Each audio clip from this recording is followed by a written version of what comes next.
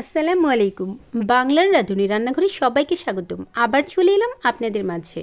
আজ নিয়ে এসেছি অন্যরকম একটি রেসিপি, যেটা সারা বছর পাওয়া যায় না, এই মৌসুমে বেশিরভাগ পাওয়া যায়। সেটি হচ্ছে পুঁই শাকের বিচি। হ্যাঁ, পুঁই বিচি বাজারে অ্যাভেলেবেল পাওয়া যাচ্ছে, যদিও অনেকেই খায় না এটা। আর আমার কাছে খুবই ভালো লেগেছে। চলুন দেখে নিই আমি আজকের রেসিপিটা কিভাবে করছি। চুলায় একটি ফ্রাই প্যান বসিয়ে এখানে 3 টেবিল চামচ পরিমাণ সয়াবিন তেল দিয়ে দিয়েছি এবং অ্যাড করে দিলাম প্রায় 1 কাপ পরিমাণ কুচানো পেঁয়াজ। এটাতে পেঁয়াজের পরিমাণটা একটু বেশি দিলে অনেক বেশি টেস্টি হয়। পেঁয়াজটাকে একটু ভাজা ভাজা করে নিই, একদম বাদামি করব না, কিন্তু একটু নরম করে নেব। সাথে অ্যাড করে দিলাম 7-8টি একটু মিডিয়াম সাইজের চিংড়ি মাছ। চিংড়ি মাছ দিয়ে করলেই অনেক বেশি মজা পাওয়া যায়। আপনি চাইলে শুটকি দিয়েও করে খেতে পারেন। দিয়ে দিলাম স্বাদ অনুযায়ী লবণ।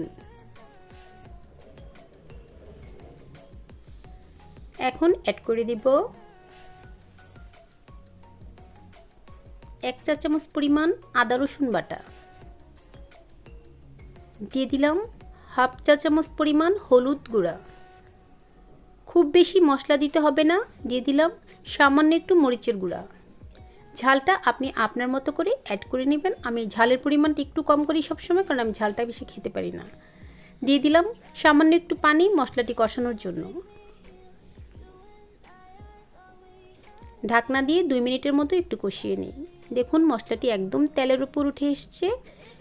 এখন অ্যাড করে দিব আমি আগে থেকে পুঁই বিচিগুলো ধুয়ে ভালো করে কেটে পানি ঝরিয়ে নিয়েছি, এবং পুঁই বিচিগুলোকে যতটুকু নরম ঠিক ততটুকু নিয়ে আপনি ছোট ছোট করে কেটে নেবেন।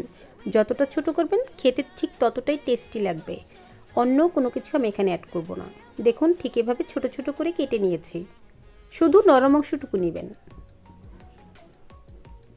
ভালো করে কষিয়ে নেব।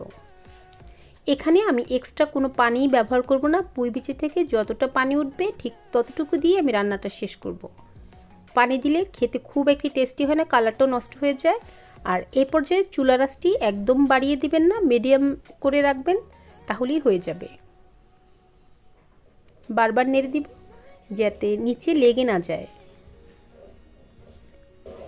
4 থেকে 5 মিনিটের জন্য ঢেকে দিয়েছিলাম। দেখুন আমার রান্নাটি একদম রেডি। খুব বেশি সময় লাগে না এই রান্নাটি হতে, আর চিংড়ি মাছ তো এমনিতেই সিদ্ধ হয়ে যায়। দিয়ে দিলাম সুন্দর ফ্লেভারের জন্য 3-4টি কাঁচামরিচ। সাথে আরও অ্যাড করে দিলাম কিছু ধনিয়া পাতা। একদম রেডি আমার আজকের চিংড়ি দিয়ে পুঁই বিচি। যদি কখনো কেউ খেয়ে নাও থাকেন, একবার হলো ট্রাই করবেন, অবশ্যই ভালো লাগবে।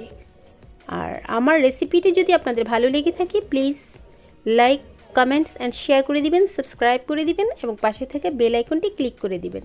সবাই ভালো থাকবেন। ধন্যবাদ।